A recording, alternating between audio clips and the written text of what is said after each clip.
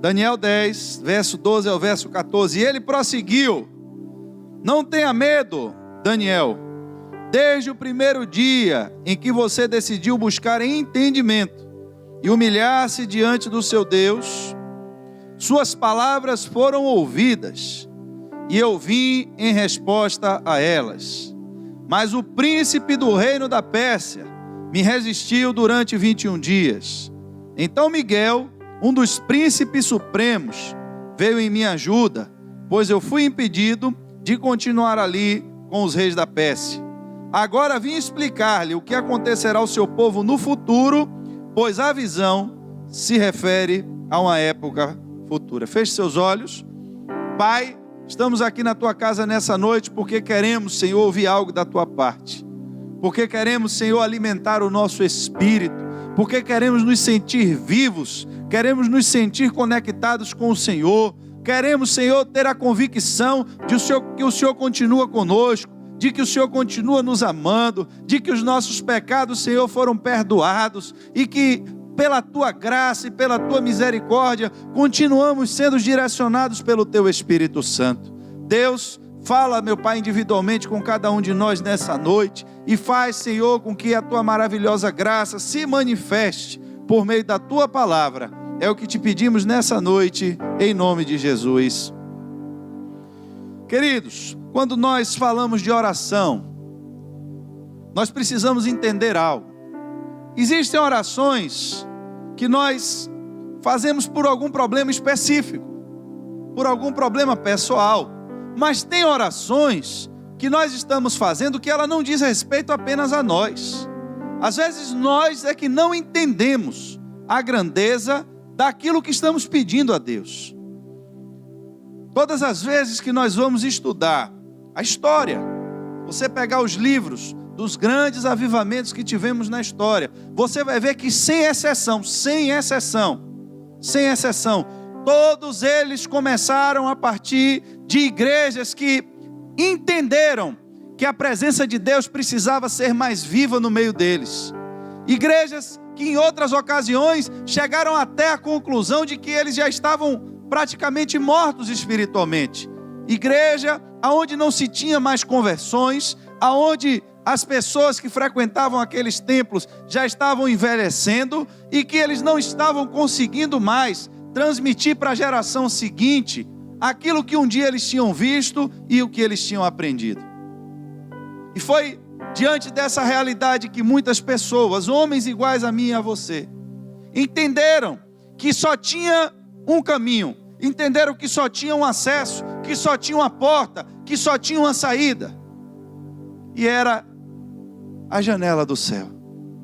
E eles começaram a buscar a presença de Deus, a invocar a presença de Deus mais uma vez, e através da vida desses homens, muitas gerações depois deles foram salvas do inferno e foram resgatadas para a glória de Deus. Irmãos, sem a presença do Espírito Santo de Deus, o homem é cego.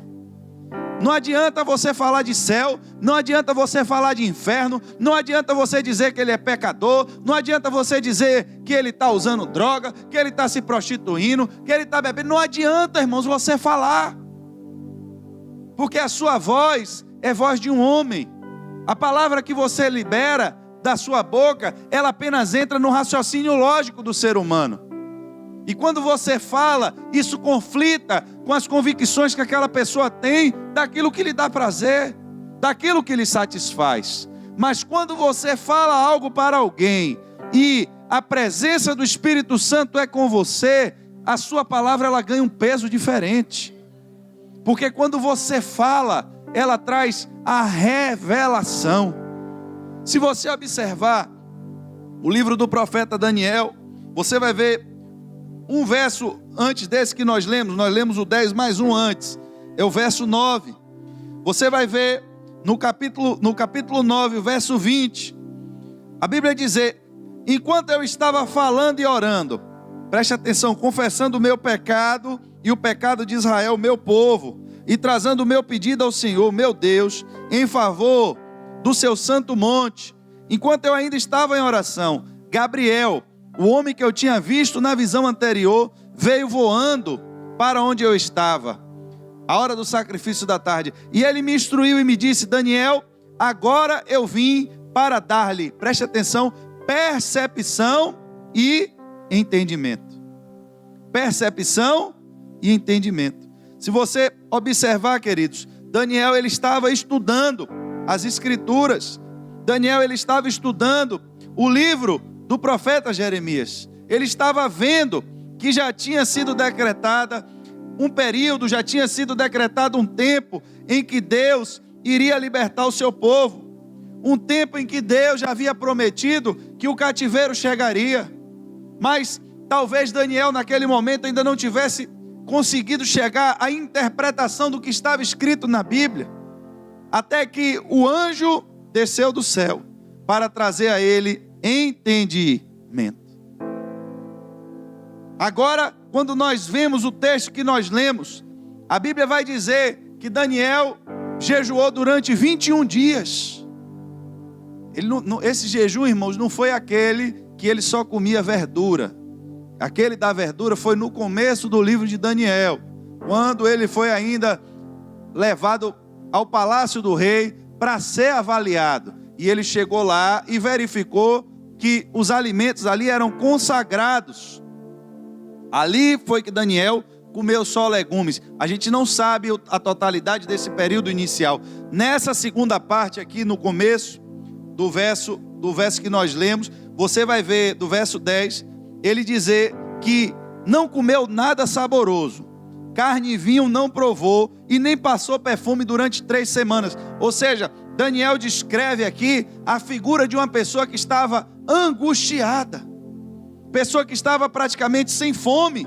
Ele não estava querendo ter prazer na comida.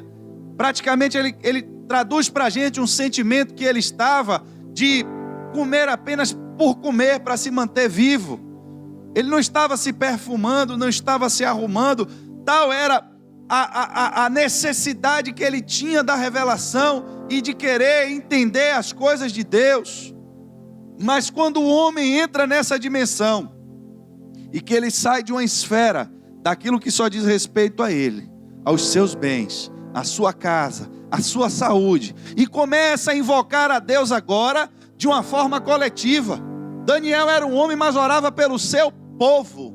Ele era homem, mas estava estudando a Escritura para entender sobre a libertação de um povo.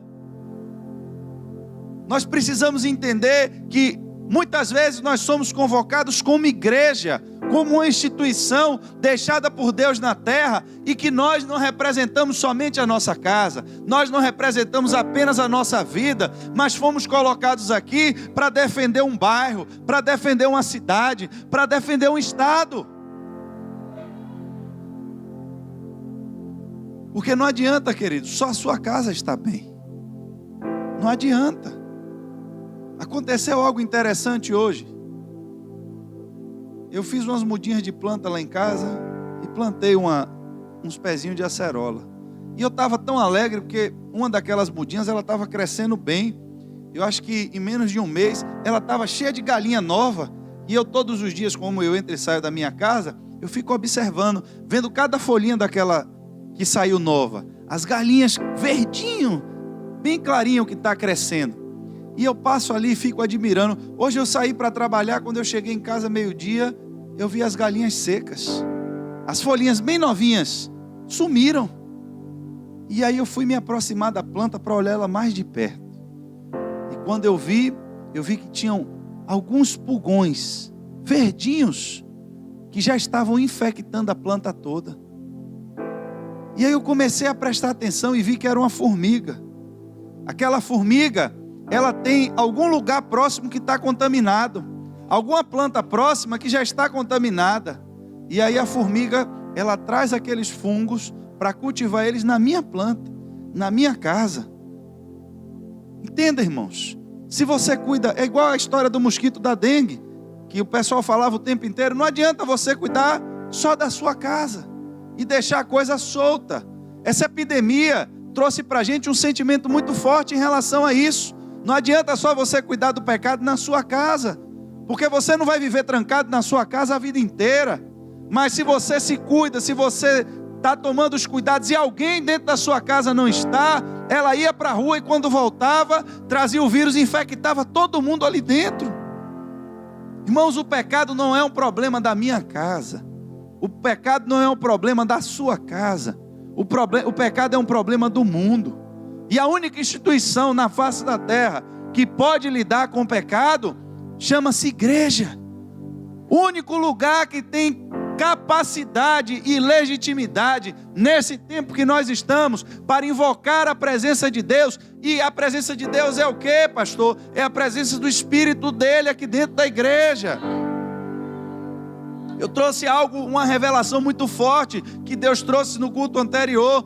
A gente muitas vezes imagina que Deus Pai está lá em cima sentado num trono, que Jesus por pouco escapou da cruz, mas está escondido lá junto com Deus, e que o Espírito Santo dele é algo ideológico, que a gente fica falando que está aqui, mas a gente às vezes não tem essa convicção.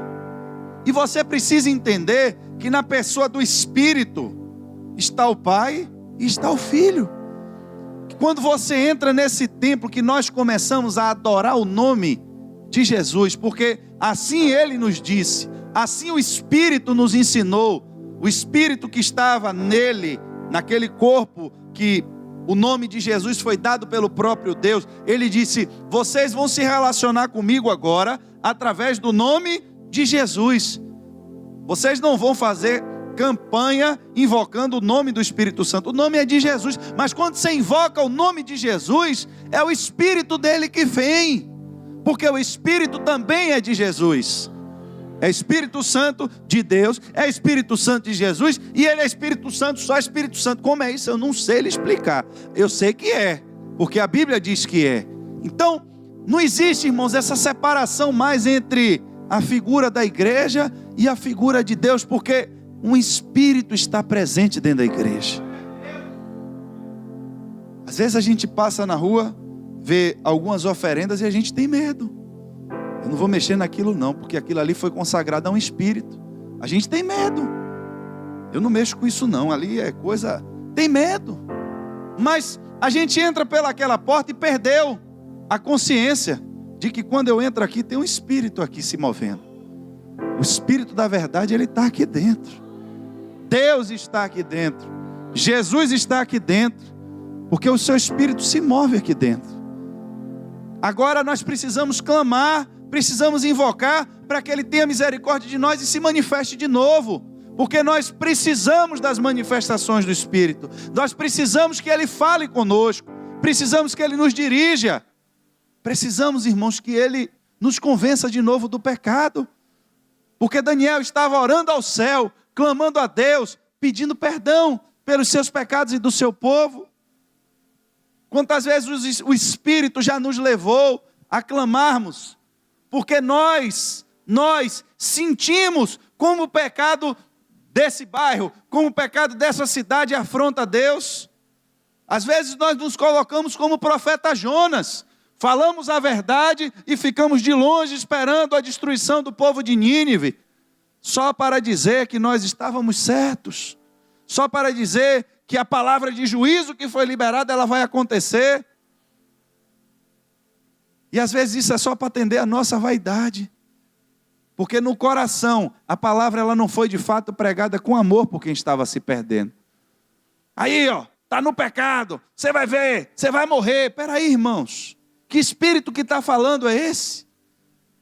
Porque o espírito da Bíblia, a Bíblia diz que ele clama, que ele roga ao Pai, que ele se contorce diante de Deus, clamando com gemidos inexprimíveis, pedindo a Deus que perdoe o pecado do homem, porque a gente não sabe como orar, a gente não sabe como acessar o coração de Deus, mas o Espírito intercessor, quando a gente ora, ele traduz a nossa oração, clamando a Deus e pedindo: Pai, tem misericórdia, porque eles não sabem o que fazem.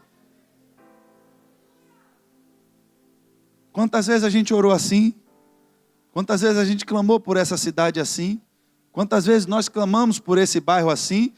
Quantas vezes a gente passa e o som está perturbando a nossa casa e a gente não consegue dormir de noite com aquele tum, tum, tum, tum, e derruba coisa na geladeira, e as panelas tremem, e a gente quer assistir a televisão e não consegue, e quer ouvir um telefone, a mensagem do WhatsApp e não consegue, e para passar para casa tem que tomar um tombo de um lado, um empurrão do outro. Mas quantas vezes a gente clamou: Pai, perdoa porque eles não sabem o que fazem. Aí alguém que está sentado diz: rapaz, esse pastor é sobrenatural. Que nada, irmãos. Eu sou o primeiro a passar e ter um tribulado lá de um vizinho lá, que de vez em quando bota um som perturbado, e eu sou o primeiro a orar e dizer: queima, Senhor, manda aí um raio de fogo que pegue fogo nessa casa. Irmão, é verdade. Eu estou aqui para mentir? Eu sou o primeiro. Já botei a mão na porta daquela casa, amaldiçoei a casa e disse: Deus, repreende esses demônios. Mas quanto mais a gente vai chegando perto de Deus, a gente vai compreendendo o coração de Deus. Daniel estava no meio daquele povo, ele sabia por que aquele povo estava ali no cativeiro, mas ele não estava dizendo: bem pouco, tomara que vá todo mundo para o inferno. Ele estava orando, irmãos, gastando o tempo dele, perdendo parte da vida dele para interceder por um povo pecador. Um povo que não merecia. Mas e quem de fato merecia alguma coisa? Se nós somos alguma coisa que achamos que somos, se alguma coisa de bom nós conseguimos fazer, irmãos, isso já é o resultado da presença de Deus na nossa vida. Não temos mérito nenhum nisso. Se não fosse o Espírito de Deus nos guiando e nos guardando, quem seríamos nós? Talvez igual ou pior do que aquelas pessoas que nós julgamos e condenamos. Mas quando nós nos propomos a compreender a obra do Espírito, quando nós nos dedicamos a entender que nós não somos mais santos do que ninguém, que nós não somos mais crentes do que ninguém, a única coisa que eu posso fazer é continuar buscando a Deus e dependendo da sua misericórdia e tentando levar mais gente comigo. Quando eu entro nessa dimensão e nessa visão, aí fica tudo bem. Não, irmãos, aí é ao contrário. É aí que o mundo do Espírito se levanta contra mim e contra a sua vida. É aí que parece que as orações, elas ficam mais difíceis de ser atendidas. Vai ler a Bíblia, irmãos. Jesus vinha ao mundo, a promessa maravilhosa, maravilhosa. Você vai dar a luz, que assim seja com a tua serva. E aí, aquele negócio de anjo e aquela coisa, o marido tinha ido embora, o anjo mandou voltar, e o casamento, e todo mundo bem. Pois bem, vamos se alistar, vamos embora, todo mundo em paz, e no jumento. Daqui a pouco a mulher deu dor de ter criança, não tinha lugar para nascer, vai no meio do mato ali mesmo, a criança nasce, daqui a pouco aparece um bocado de homem com as roupas estranhas, com tudo cheio de ouro, de mirra, e disse: rapaz, que menino é esse aí, que o pai do menino é rico mesmo, mandou a bênção aí dobrada. Só que quando o menino nasceu, irmãos, o mundo do Espírito viu. Quando os caras chegaram em Herodes, que anunciaram e liberaram a palavra: olha, onde foi que nasceu o rei? E nasceu o rei? Se estava escrito que ia nascer um rei, eu vim no palácio. Pois então me avise que a gente também quer ir adorar. Mas ali, irmãos, o mundo do Espírito começa a se mover. Então o que é que José e Maria vai fazer? Clama a Deus, desce fogo do céu, queima Herodes e mata todo mundo e eles ficam em paz. Foi isso que aconteceu? Mas peraí, irmãos, então tem alguma coisa errada. Porque me ensinaram que era só vitória. É só vitória. Irmãos, é só vitória, mas para chegar à vitória tem que ter luta. A garantia que você tem é que você vai vencer. Mas tem que entrar na luta. Tem que entrar na batalha. Irmãos, entenda. Daniel era um nobre na Babilônia. Daniel não tinha problema com pecado. Olha, quando Deus quer fazer referência, quando ele está falando da destruição de Jerusalém, que ele diz assim: se essas pessoas aparecessem aqui, elas se salvariam pela sua própria justiça, mas a cidade seria destruída. Uma das pessoas que ele cita é Daniel. Você lê a Bíblia inteira, você não vê uma falta sendo atribuída a esse homem. Foi um homem que ganhou poder, ganhou destaque. Daniel podia muito bem, irmãos, e curtir a vida dele, e largar o resto que corra atrás. Mas ele entendia que ele chegou onde ele chegou, porque ele decidiu, em primeiro lugar, honrar a Deus. Ele entendia que tudo que ele tinha foi Deus que concedeu a ele. Ele entendia que ele só saiu com vida daquela cova dos leões porque Deus estava com ele. Ele entendia que Mesaque, Sadraque e Abidnego só estavam ali porque Deus se manifestou e revelou a sua glória no meio do fogo. Mas quem queria entrar no fogo? Quem era da gente que no meio da fornalha ali o rei dissesse: meu irmão, a estátua está aí, ou ajoelha ou vai para a fornalha? Eu acho que ia ter crente, meu irmão, que ia até sentar para ninguém ver ele lá e dizer: Deus, não estou de joelho não, eu sentei aqui, mas para ninguém não me ver. Ia dar um jeitinho, irmãos, que às vezes a gente gosta de se camuflar ali no meio da multidão, né? Tem que ajoelhar. E, olha, Deus, eu sentei, o senhor está vendo quando estou de joelho. Mas eles enfrentaram, irmãos. E nós não vamos discutir aqui com o Senhor. Se Deus quiser nos livrar, nos livre. Mas se Ele não quiser, o Senhor vai saber que Ele tinha poder de nos livrar. Mas nós não vamos negociar com o pecado. A decisão, irmãos, custa a vida. É só vitória. Só vitória. Foi fogo? Saiu do meio do fogo? Saiu. Mas quem quer entrar no fogo para ver que Deus vai livrar de dentro do fogo? Quem é? Me conte aí, o valente aí, que de livre e espontânea vontade vai entrar no fogo para ver se Deus livra ele ou não livra. Eles entraram porque não teve jeito, irmão. Só que a decisão deles não era entrar no fogo. A decisão deles era não se contaminar com o pecado. Porque eles entendiam a gravidade do pecado no mundo do espírito. Aí está Daniel agora intercedendo pelo povo, clamando pelo povo. Daniel não estava clamando para Deus abençoar mais ele na Babilônia, para Deus enriquecer mais ele na Babilônia. Ele estava perguntando: Deus, me explica aí como é esse negócio, quando é que acaba o cativeiro desse povo? Quando é que o Senhor vai manifestar a sua glória de novo e tirar esse povo daqui desse cativeiro com a mão estendida? Quando é que o Senhor vai manifestar a tua graça para levar o teu povo de volta para a terra deles? Porque eu pertenço a esse povo, eu vim do meio deles. Eu estou aqui nessa posição porque eu entendi as coisas espirituais, mas eles estão cegos. Eles precisam da tua manifestação. E isso foi tomando o coração de Daniel, que Daniel se angustiou, irmãos. E Daniel não tinha mais vontade de comer. Daniel não passava, durante esse período, ele não estava nem usando mais perfume. E por que demorou? Porque para a resposta chegar, houve oposição. Jesus nasceu, não nasceu? Estava na manjedoura. Ouro, mirra, incenso. Se levantou a oposição. Espera aí, meu irmão, já foi longe demais.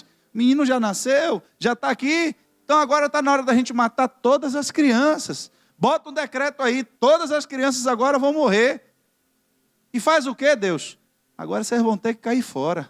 Vão ter que se esconder no Egito. Espera aí, Deus. Quer dizer que eu estou em casa, o Senhor vem, aparece e diz que eu vou ter um filho. Aí eu fico feliz. Depois o menino nasce, o Senhor me abençoa, me dá ouro, prata e mirra. Agora que era para eu subir no palco e mostrar para todo mundo a minha vitória, o Senhor manda eu fugir para o Egito? Cadê o Deus Todo-Poderoso? Irmãos, não tente entender as coisas de Deus, só obedeça. O problema é que você entra numa guerra. Depois que Maria engravidou, não tinha mais volta. Jesus já estava vivo, já estava no mundo. Já estava no mundo. Ele precisava cumprir o seu propósito. Só que enquanto ele era criança, bebezinho, ele era uma criança indefesa. E qualquer um que tomasse cabo dele ali para matar uma criança, irmão, não precisa de muita violência. A criança é a coisa mais fácil que tem. Alguém precisava guardar a criança. Alguém precisava esconder a criança. Até que ela estivesse grande. E para esconder a criança, eles tiveram que abrir mão da vida deles. Você já pensou isso? Será que você já pensou? Que Maria teve que largar a família dela. Ela teve que largar os parentes dela. Que José teve que largar o seu trabalho. Ele tinha ouro. Pelo menos Deus mandou com recurso. Mas teve que mudar de cidade, irmãos. Ele teve que voltar para o lugar, exatamente que a lembrança que eles tinham é que os antepassados dele tinham sido escravos naquele lugar, tinham sido humilhados naquele lugar. Mas é para lá que Deus mandou ele se esconder. Com seu filho Jesus? Com seu filho Jesus. A gente às vezes não entende quais são os propósitos de Deus. A gente não sabe qual é a batalha e nem o nível da batalha espiritual que está sendo travada. Sabe lá eu e você qual foi a legião de demônio que desceu ali naquele lugar? E eu falei a você de praga, não falei? Como estava no começo, eu consegui quebrar as pontinhas da planta que estavam com os pulgões. E vou ter que tomar providência agora para não voltar de novo. Mas eu tive uma planta uma vez, uma pimenteira, que eu cuidava dela com tanto carinho. E ela estava cheia. Eram as pimentas grandes, vermelhas. Estava parecendo uma árvore de Natal. Aí um dia, irmãos, quando eu chego, que eu levanto, eu comecei a ver as folhas caindo. Quando eu levanto, que eu olho debaixo da folha, era puro pulgão. Aí, comprei um veneno para matar o pulgão. Quando eu bati o veneno, tinha tanto pulgão que para matar o pulgão, eu terminei matando a planta. Sabe Deus a quantidade de demônio que tinha ali naquela cidade, que se ele tivesse que exterminar aqueles demônios tudo, quantas pessoas morreriam? A gente não sabe, irmãos. A gente não sabe. Só que ele não veio para destruir. A Bíblia diz que Jesus ele não veio para causar a destruição, mas ele veio para buscar e salvar o que se havia perdido. Essa foi a missão dele. E aí qual é a estratégia? Volta para o Egito, se esconde no Egito. Tem batalhas espirituais que a gente ora, irmãos, e a gente quer resolver tudo igual a Elias. Desce fogo do céu aí, queima todo mundo. Aí os discípulos fizeram isso. Eles já tinham lido a Bíblia, estavam andando com Jesus, viram o poder. E aí, meu irmão, foram pregar, o povo não quis se converter e disseram: e aí, senhor? O senhor quer que a gente ore aí, mande cair fogo do céu, que acaba logo os pecadores aqui. Todo mundo vira crente. Matar os pecadores, só fica os crentes. Qual foi a resposta de Jesus? Quem sabe? Vocês não sabem de que espírito vocês são? Olha que resposta. A que espírito você pertence? Que espírito lhe guia? Que espírito fala com você? Que espírito interfere nas suas decisões? Irmãos, quando você sai dessa igreja, você não sai só. Um espírito vai com você. Você muitas vezes ainda não aprendeu a ouvir a voz dele. Por desatenção. Por desatenção. Mas tem um espírito que fala. Às vezes você acha que é coisa da sua cabeça. Você acha que às vezes é um pensamento que veio. Irmão, comece a ficar atento. Porque quando você sai daqui, você recebeu a luz de Deus. Ela iluminou todo o seu ser. Mas um espírito, ele vai com você. Ele vai em você. E ele vai lhe falando. E ele vai lhe orientando. E ele vai lhe lembrando de coisas que você já esqueceu. Tem determinadas decisões que você tem que tomar. E depois de ouvir a palavra de Deus, parece que algo que era tão complicado, veio a solução. Você já sabe como agir. Você já sabe como resolver. E às vezes você acha que foi você que teve a ideia. Porque você ainda não começou a discernir de que espírito você é. A gente às vezes acredita nas coisas do mundo. A gente às vezes acredita em outros espíritos. Mas no Espírito de Deus a gente não acredita. E está chegando a hora, irmãos. Está muito perto. Porque nós estamos orando. Ah, o pastor fala que está orando. Irmão, sabe Deus qual é o nível de resistência que está no mundo do Espírito? Você sabe, eu sei. Sabe Deus o que é que vai acontecer aqui, o que é que vai espalhar por aí, e quanto tempo, quantas almas não vão ser libertas do inferno por uma manifestação de Deus? Daniel está orando, está angustiado, mas desde o primeiro dia que ele começou a orar, a Bíblia diz que houve resposta no céu.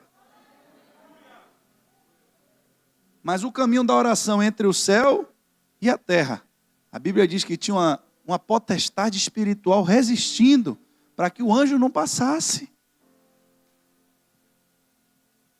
Mas por que a resposta chegou? Porque Daniel não parou de orar. Ele não parou de buscar. A gente precisa, irmãos, perseverar. A gente precisa continuar crendo. Porque os problemas, eles vão chegar. As dificuldades, elas vão chegar. Os desafios, eles chegam. O problema é você estar pronto e preparado para resistir, para se manter firme, para permanecer em oração.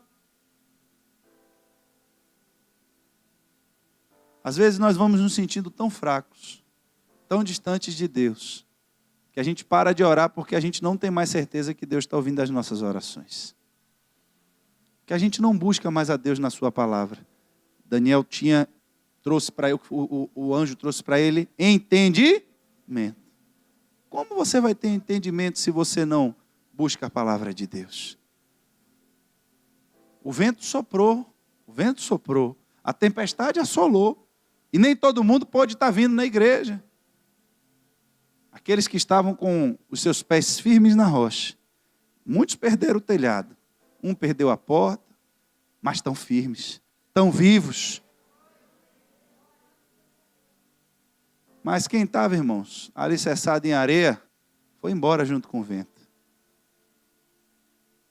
Não significa isso só de vir ou de não vir para a igreja, mas a pessoa mesmo sabe quando ela está e quando ela não está conectada por Deus. Eu queria que você ficasse de pé nessa noite. Nós nos propomos, porque entendemos da parte de Deus, nos propomos, a igreja se propôs. Eu não estou orando sozinho. Porque a igreja entendeu, a igreja se propôs a orar, para clamar, especificamente pela presença de Deus. A gente não quer mais nada, só a presença de Deus. A revelação de uma forma sobrenatural da presença de Deus. A manifestação cada vez maior da presença de Deus. Algo novo da presença de Deus. Precisamos de armas novas, de ferramentas novas, de uma autoridade nova. Queremos que Deus reavive a sua obra nesse tempo. Observe que Daniel clamou e Deus anunciou a ele coisas grandes e firmes que ele ainda não sabia. E nem tinha subido ainda ao coração do homem, porque ainda iria acontecer no futuro.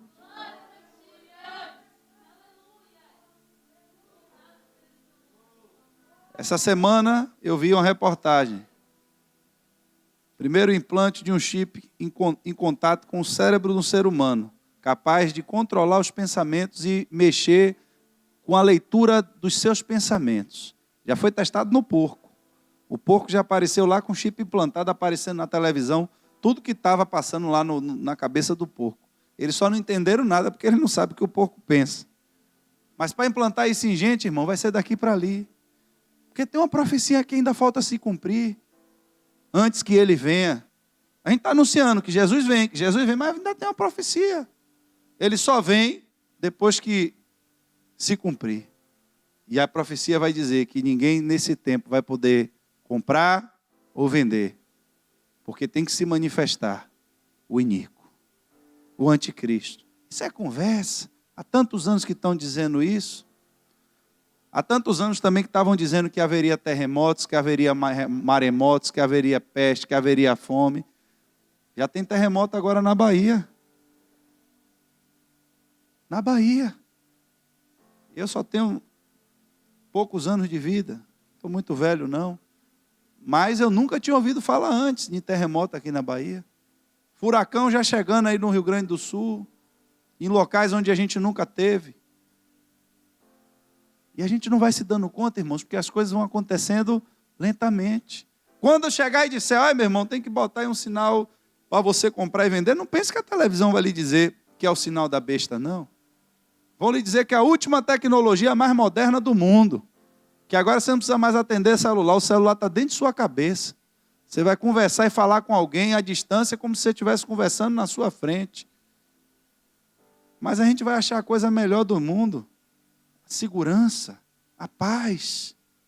E quem não vai querer isso? Só um louco, só um maluco. E quem é que está disposto a perder emprego, a perder casa, a perder conta bancária, a perder tudo, só porque não quer um chip, meu irmão? Sei lá se é chip, sei lá o que é que vai ser. Mas quem é o maluco que vai perder tudo? É fanático, irmão. Não está vendo que é fanático? Meu irmão, o cara dá uma ajoelhadinha, a estátua está ali, levanta, ninguém viu, meu irmão, não está vendo? É ordem do governo, meu irmão. É do governo. A gente sabe até onde a gente pode ir, irmãos. a gente sabe até onde a gente tem que respeitar as ordens que vêm de cima.